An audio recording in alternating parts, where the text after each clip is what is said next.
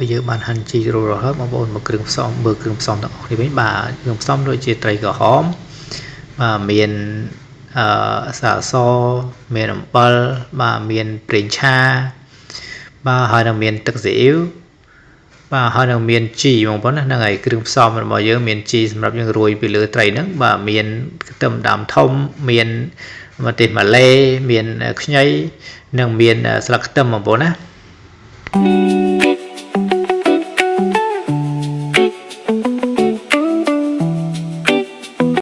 bà bông ôn đã rồi bờ mùi mình tích cho bà nó bông ôn là năng khai vô prai chẳng nó bông mày bông đọc đi bà năng bắt to bông mà rồi bà nói bông ôn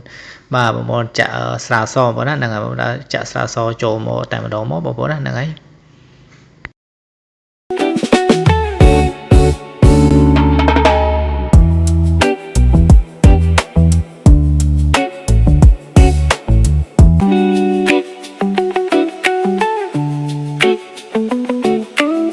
បាទបន្តទៅបងប្អូនដាក់ត្រីចូលទៅក្នុងឆ្នាំងចំហុយហើយបងប្អូនគ្រប់ទុករយៈពេល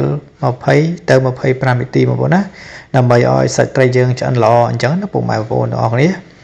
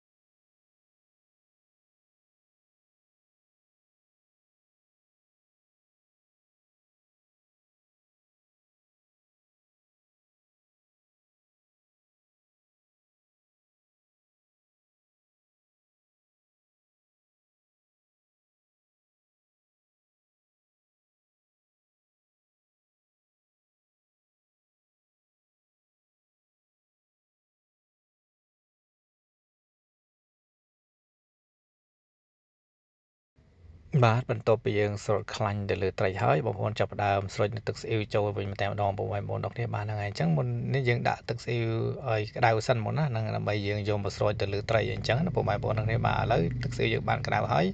យើងចាប់ផ្ដើមលើកបាទស្រោចមកលើត្រីតែ